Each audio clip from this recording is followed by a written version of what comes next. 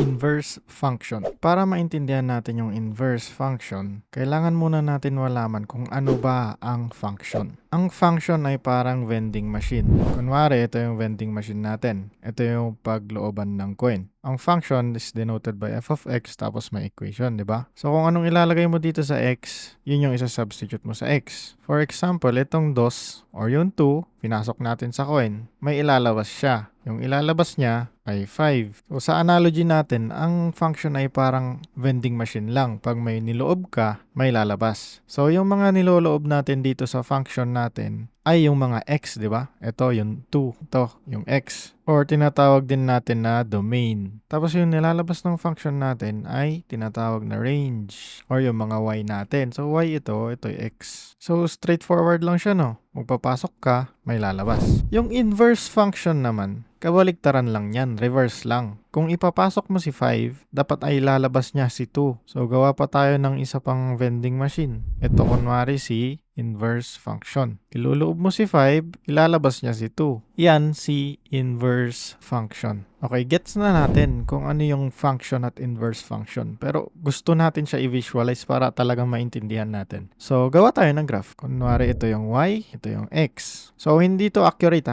Hindi accurate na graph nung 2x plus 1. Pero, for example lang. So, magra-graph tayo. Kunwari ito, ang nakuha nating graph ay paganto. Paganyan. Ang inverse function niyan ay paganito. So, magkabaliktaran lang sila. Tapos, ito mahalaga to. Ito yung parang axis of symmetry nila. Anong meaning ng axis of symmetry? For example, meron kang andito ka, ikaw yan, nakatayo ka. May salamin dito sa harap mo. So yung gilid yung nakaharap parang yung perspective mo, kunwari, ito ka, ayan, ito yung likod mo, nakatalikod ka, nakatingin ka doon, ito yung salamin. Parang ganyan yung perspective mo. Nasa gilid ka ng salamin. Pag naglagay ka ng stick dito, gagayahin ng salamin pa ganito. Di ba? So parang ganyan yung axis of symmetry. Yung axis of symmetry natin ay yung parang mismong salamin. Kung ano yung ginawa mo dito sa kanan, gagawin niya sa kaliwa. So yun ang ibig sabihin ng symmetry. So i-explore natin. For example, di ba ang in-input natin, kunyari ito yung function natin, ito yung inverse function. Kunyari in-input natin 2, kunwari. So 2, ito yung 2. Ang nilabas niya ay 5. 5 na y. Niloob natin x, yung ilalabas niya y, di ba? Ito, niloob natin x, ilalabas niya y. So yung y natin dito, 5. Ayan. Sa inverse function, kung 5 yung niloob mo, so ito yung niloob mo, 5 yung niloob mo, ang ilalabas niya, ito yung inverse function ang ilalabas niya ay 2. So andito yung 2. Magkabaliktaran sila, di ba? Bale ito, at saka ito, ang input niya 2, nilabas niya 5. Ito yung function. Yan yung function, pinanggalingan ng inverse function. Yung inverse function, pag in-input mo 5, ang ilalabas niya 2. Diba? Kung yung x mo 5, ang ilalabas niya ay 2. So, ganun lang ang inverse function. At palagi, ang tandaan nyo, palagi, ang axis of symmetry niyan or ang naghahati sa kanya ay ang equation na y is equal to x. So, anong ibig sabihin nito? Ibig sabihin, kung 5 ang pinasok mo, ang lalabas ay 5. So, kung ang x mo ay 5, ang y mo din ay 5. Ito yung linya na yon pag graph mo. Okay? So, mapapansin nyo, dito sa function natin, binaliktad lang natin yung x tapos yung y para makuha natin to. Di ba? Ito yung x natin dun sa function, ito yung y natin. Sa inverse function, ito na yung x natin, yung y natin kanina, ito, ang nilabas niya, yung 2. Ginawa niyang y. Yan. Tandaan niyo yun, binaliktad lang natin. So, magsosolve na tayo. Paano ba mag-solve? So, step by step. Sige. Una, meron kang function. Ang gagawin mo muna ay palitan mo ng y si f of x. So, y is equal to 3x plus 1. So, ganyan na yung equation natin. Dito sa graph natin, ang ginawa lang natin ay pinagbaliktad si 2 tsaka si 5 para makuha natin yung inverse function. So, x at y babaliktarin. So, dito baliktarin lang natin yung y tapos yung x. So, x na ito, tapos 3, tapos y, plus 1. Next dyan, kunin mo na si y. So, ang unang gagawin ay transpose mo to doon para ma-isolate natin yung 3y. X minus 1 is equal to 3y. Pagkatapos nyan, para makuha mo lang si y, i-divide mo yung both sides sa 3. So, ang y mo ay equal sa x minus 1 over 3. Nakuha mo na yung inverse function. So, pwede mong palitan yung y na yan ng f is raised to negative 1 x. So, itong meaning nito ay inverse lang. Ito hindi naka-inverse. Yung negative 1 na yan, inverse function. So anong ginawa natin? Intindihin natin. Doon sa function natin, yung x ay ita-times mo sa 3 tapos mag-a-add ka ng 1. Yun yung function natin, yung original. Yung inverse niya, tingnan nyo, pansinin nyo. Yung y natin, ito yung inverse inverse yan. Inverse x minus 1 over 3. Anong nangyayari? Yung x niya, yung x dito sa inverse, minus mo sa 1, tapos dinivide mo sa 3. Binaliktad mo lang lahat ng nangyari dito. Diba? Kaya siya inverse function. Pero merong kailangan tandaan. Hindi lahat ng function, hindi lahat ng f of x ay merong inverse function. For example, meron tayong graph. Yan yung graph natin, x at y. Ang mga function natin ay dapat 1 to 1. Anong ibig sabihin ng 1 to 1? Pag may pinasok kang isa, kunyari ito yung vending machine natin, ito yung function natin. Kung may pinasok ka isa na x, may lalabas na y na isa. Kunyari x1, y1. Tapos, pag x2 to, y2 din yung lalabas. So, magkaiba yung y1 sa y2, magkaiba yung x1 sa x2. Hindi pwede na pag nagpasok ka ng x2, ang lalabas din ay y1. Anong ibig sabihin nito? I-graph natin. So, nagpasok ka ng x1, kunwari 2 yung x1 mo. Ang nilabas niya y1, kunyari 7. 7 yung y1. So, pag 2 yung pinakasok mo, ang lalabas ay 7. So, andito yon, di ba? Tapos, nagpasok ka ng x2. So, iba yan sa x1. Kunyari, 4. So, dapat iba yung lalabas. Hindi 7. Pero dito 7 ang lumabas, yung y1 natin. So, 7 to, 7 din to. 7 pag niloob mo yung 2, pag niloob mo yung 4, 7 din. So, dito rin. Ibig sabihin, kung may in-input ka na magkaibang number, parehas yung lumalabas. So, wala yang inverse function. Ang inverse function, dapat pag magkaiba yung niloob mo, magkaiba din ang lalabas. So, y2 dapat to. So, kung 4 yung niloob mo dito, dapat iba rin. Dapat kunwari 8 dyan.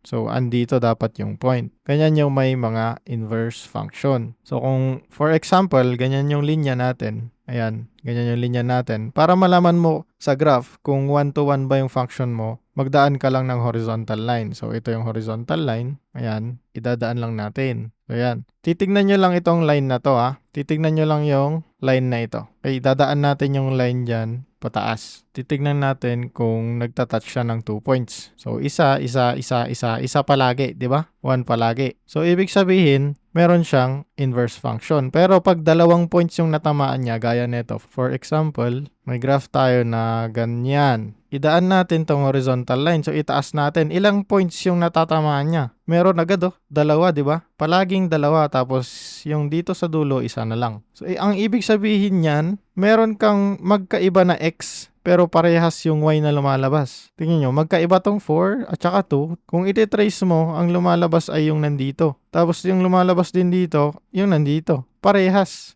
na y. So, hindi yan 1 to 1 or wala yan inverse function. Dapat isa lang lagi ang point na nadadaanan. So, tandaan nyo yon. Pwede yon isama sa quiz nyo as concept na tanong. For example, pwede itanong, paano mo ma-identify kung merong inverse function o wala ang isang function? E di sasabihin nyo lang doon, dapat papasa siya ng horizontal line test. Ngayong test natin na yon ay ito, yung ginagawa natin. Ito, yung itataas natin siyang ganun. Tapos titignan natin kung ilang points yung natatamaan niya. Yun yung horizontal line test. Pang test yon kung 1 to 1. Next naman, yung checking. So, pag checking, ang kailangan nyo lang tandaan ay ang f of x na inverse ay equal sa x. Tapos, equal din yan sa f, yung inverse function ng f of x. Ayan, inverse function of f of x. Yung x mo ay f of x. Anong ibig sabihin yan? So, ayusin muna natin to. Yan ay equal sa, ayan. So, ito yung inverse function natin. Ang ibig sabihin nito, sabi niyan, pag itong function mo, ang sinubstitute mong x ay itong inverse function mo. Bale, itong inverse function, ilalagay natin dito sa x. Papalitan natin yung x nito, itong buong to. Pag ginawa mo daw yan, ang makukuha mo ay x. Equal lang daw yan sa x. Ganun din kung ito naman yung ginamit mo. Kung ito daw, iluloob mo dito sa x na to. So, itong x, papalitan natin nito ng function mo, ang makukuha mo daw ay x. Pag nakuha mo na x talaga, ibig sabihin, itong function na ito ay inverse ng function na ito. At itong function na ito ay inverse ng function na ito. So, pag in-inverse function mo rin to, ang makukuha mo ay itong function na original. For example, pag ginawa mong y to, sige, gawin natin. Pakita ko y is equal to x minus 1 over 3. Ganyan ito, di ba? Palitan natin yung x ng y. So, x is equal to y minus 1 over 3. Kunin natin yung y. Ito, multiply dito. 3x is equal to y minus 1. Ito, lipat doon. Y is equal to 3x minus 1. Plus 1 pala. Kasi nilipat nga. Diba? Nakuha mo ulit to. Kasi ito, ang inverse function niya, ito. Magka-inverse function lang silang dalawa. Parang yun sa vending machine nga, nagbabaliktaran lang sila. So, pag yun, ito daw, ilagay mo dun sa x niya, makuha natin ay x. Sige, try natin. So, ito, ilagay natin sa x na dito. So, 3 times x minus 1 over 3 plus 1. So, ito ay, ito lang. Pinalitan lang natin yung x ng ganito. Okay, paano natin to isi-simplify? Diba ito, multiply lang. 3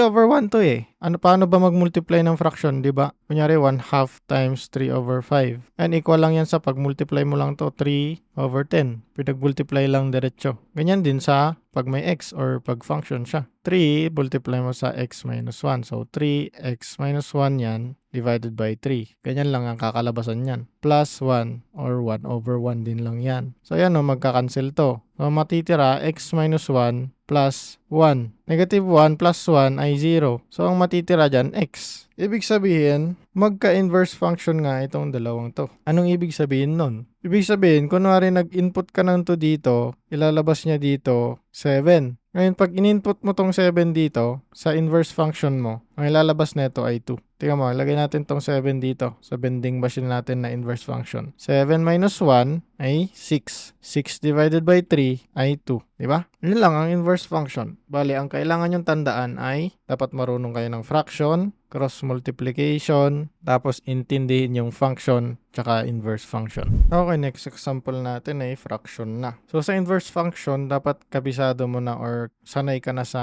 mga basic algebra para kayang-kaya na. So, unang step, gagawin ay palitan yung f of x ng y. Bakit ba natin ginagawa yun? Kasi equal lang naman yung f of x sa y. Ayan. Pati yung inverse function, yung negative 1, x, equal lang yan sa y. Or pwede mo rin siyang i-represent sa y kasi ganito yan. Ayan. Ito yung x, ito yung y mo. Pwede rin yan f of x. Pwede rin yan inverse. Okay? Ibig sabihin lang nun, pag may nag-i-input ka ng x, ayan, may makukuha kang point na may corresponding na y. Ayan. Okay? So, ayan din. Kaya ginagawa nating y yung f of x. Tapos, pag nakuha natin yung y ng inverse function, gagawin lang natin na negative, raised to negative 1. So, papalitan mo yan ng y, equal yan sa 3x minus 4 divided by 2x plus 5. So, kaya siya tinawag na inverse function kasi papagpalitin mo yung x tapos yung y, i-inverse mo. X is equal to 3y minus 4 divided by 2y plus 5. So, ang gagawin mo next dito ay cross multiplication lang. Cross multiplication, itong buo, i-multiply mo dun. Tapos ito, may invisible na 1. Okay? Kaya siya cross multiplication kasi pa cross. Lahat ng variable or number, kunyari 1, oh, may over 1 yan, hindi lang nilalagay. Kunyari x raised to 1 million, may over 1 din yan, hindi lang nilalagay. So, lagyan natin ng over 1 para hindi kayo malito. Ito, multiply doon, ito, multiply doon. Cross multiplication. So, x, 2y, plus 5 is equal to 3y minus 4. Minultiply sa 1, kaya wag na natin lagay. So, na-cross multiply na natin, i-observe nyo, ito ang ginawa ko, di ba? May parenthesis. Hindi pwedeng isulat nyo yan ng x, 2y plus 5. Kasi ang kakalabasan niyan, yung x, minultiply mo lang sa 2y. Which is mali kasi ang minumultiply mo dito sa cross multiplication ay yung buong equation. Papunta dun sa denominator ng isa. Huwag kayo magkakamali dun. Tandaan nyo yan. So, i-distribute natin tong x sa loob. So, 2xy plus 5x na kakalabasan niya. Equal yan sa 3y minus 4. And so, na-simplify na natin yung nakaparenthesis. Next, pagsamahin natin yung y kasi kukunin natin si y eh. E di 2x, y. Ilipat natin to dito para magkatabi na sila. Negative 3y. Tapos ito, hindi naman natin siya kailangan. Si y yung hinahanap natin. So, ilipat natin dun sa kabila. Negative 5x minus 4. Paano natin kukunin si y dito? E di, hilahin natin siya palabas. Hilahin natin dyan. So, y is 2x minus 3 is equal to negative 5x minus 4. So, bakit pwede mo to gawin? Kasi pag binalik mo to sa loob, ito rin lang yung lalabas. Parehas lang. Wala kang ginawa dun sa equation mo. Equal pa rin ito dito. Next, i-divide na natin sila sa 2x minus 3 para makuha natin si y. 2x minus 3. So, ang y natin ay equal sa negative 5x minus 4 divided by 2x minus 3 kasi cancel na ito. Ayan, nakuha na natin yung inverse function. Equal yan sa inverse function ng x. Oo, madali lang siya. Babaliktarin mo lang yung y tapos x, hanapin mo si y. Ganun lang, di ba? Palitan mo lang yung f of x ng y tapos hanapin mo si y pag binaliktad mo na. Di ba? Ganun lang. Pero kailangan mo kasi intindihin kung ano ba yung ginagawa mo para sa susunod na mga lesson nyo, pwede mo siyang i-relate. For example, real life application tayo. So, kung papansinin nyo, ang Fahrenheit ay equal sa 9/5 Celsius, times yan, times to, plus 32. Yan yung Fahrenheit. Pag kukunin mo naman si Celsius, ayan, pansinin nyo, 5/9 F minus 32. O diba? Magka-inverse lang sila ni Celsius. Inverse function lang ni Fahrenheit si Celsius. Tapos si Celsius, inverse function niya si Fahrenheit. Ayun, kaya mahalaga ang inverse function. Ngayon, kung gusto nyo naman mahanap yung domain tapos yung range niya, kunyari yan yung domain, ito yung range, hanapin natin si domain muna. Para mahanap mo si domain, kailangan mo kunin si denominator. Bakit natin kinukuha si denominator? Para malaman natin yung mga x na hindi natin pwede i-plug in dito sa equation natin. Bakit? For example, kukunin natin si denominator, i-equal natin siya sa 2x minus 3. So, ganito maghanap ng domain na. Kunin mo yung denominator, equal mo siya sa 0. Tapos, hanapin mo si x. So, ang x natin, makukuha natin, diba ito, i-transpose doon, tapos divide mo lang sa 2. So, negative 3, yan yung x natin. Negative ay positive na kasi nilipat natin. Equal siya sa positive 3 divided by 2. So, ito yung x na nakuha natin dito. Anong ibig sabihin nito? Pag plinag-in mo tong x na ito, dito sa x ng 2x minus 3, ang makukuha mo ay 0. Okay? Ngayon, bakit natin kinukuha to? Kasi pag 0 to, ibig sabihin, ang kakalabasan nitong function natin, ang makukuha nating y ay undefined. So kahit ano pang number yung nasa taas, divided by 0 ay lalabas ay infinite or undefined. Ibig sabihin ng undefined, hindi mo alam kung ano ba yun. Anong number ba yun, hindi mo alam. Kaya natin kinukuha si denominator. Bakit hindi si numerator? Kasi kung inequal mo to sa 0, ito, kukunin mo kunwari yung x niya. So, inequal mo sa 0, tapos kinuha mo yung x. So, nakuha mo na. Pag sinubstitute mo dito, dapat 0 yung makukuha mo, di ba? Ang indication nun, kung 0 yung taas, tapos any number sa baba, equal lang yan sa 0. So, alam pa rin natin. Ibig sabihin 0 siya. Alam pa rin natin yung number 0. Pero yung undefined, hindi natin alam. Hindi natin alam. May number bang ganyan? Infinite, ibig sabihin hindi mo alam eh. Hindi natatapos, hindi mo alam. Maraming possibilities na lumabas. Kaya si denominator ang kinukuha natin. Pag nakuha natin yan, ang ibig sabihin nung nakuha natin ay yan yung hindi natin pwedeng maging x. Yan yung number na hindi natin pwedeng i-plug in dito sa function natin. Kaya i-exclude natin siya or parenthesis. Ang parenthesis, ibig sabihin niyan not included or hindi kasama. So sa domain natin, ang mangyayari ay negative infinity, lahat ng negative infinity to positive 3/2 na hindi included, na hindi kasama. Union, 3/2 ulit to positive infinity naman. So ito yung domain ng inverse function natin. So yung range naman para makuha nyo, ayun, equal nyo sa 0, kunin nyo yung x. So 2x plus 5 equals to 0. Kunin natin yung x. Ang x natin dyan, ito lipat doon, tas divide sa 2. Negative 5/2. So ito yung makukuha natin na hindi pwedeng i-plug in dito sa function na to. Balik tayo dito. So ito yung domain, ito yung range nung function. Sa inverse function, ito yung domain, ito yung range. Binaliktad lang natin. So paano natin makukuha yung 2? Ayan no, yung domain lang nung function natin. Yung domain ng function natin, yun yung range natin sa inverse function. So, ang range mo sa inverse function ay yung domain sa function. Bakit? Dahil dito. So, nakuha na natin to. Gawin na natin yung range. Not included na infinity to negative 5/2 union negative 5/2 na not included to positive infinity. So, pag naintindihan mo or naguluhan ka pa sa pagtuturo ko, sabihin mo sa akin kung saan ka banda naguguluhan para maayos ko pa lalo yung skills ko ng pagtuturo. Pero kung kulang pa to, try mo rin pumunta sa ibang nagtuturo gaya ni sa Khan Academy or kay Chemistry Tutor, kay Organic Chemistry Tutor, magaling yung mga yon. Meron ding ibang nagtuturo dito sa TikTok pati diyan sa YouTube na magagaling na Tagalog din katulad ko. So ito yung method ko, sana naintindihan nyo. Kung naintindihan nyo 'to, share nyo sa iba. Kahit hindi nyo i-share 'tong post, basta i-share nyo through pagtuturo. Ituro nyo sa kanila, okay? Para 'pag may alam sila, turo din sa inyo. Yun lang, bye.